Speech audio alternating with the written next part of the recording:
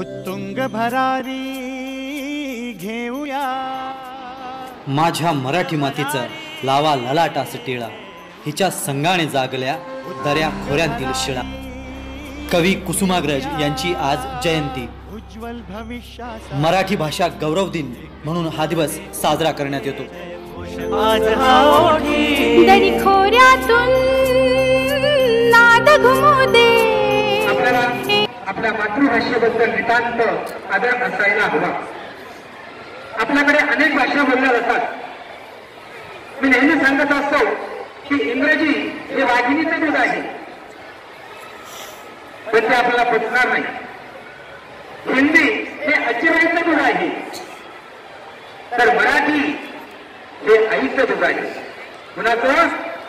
आईचं दूध। आणि आपल्या आरोग्यासाठी हे माऊलीचं दूध नेहमीच पोषक असतं, आणि आपली माऊली आहे मराठी। चुके तरी अमृतातेही पहिला जिंके, ऐशी अक्षरे रसिके मिळवी, ऐशी अक्षरे रसिके मिळवी ना मराठी।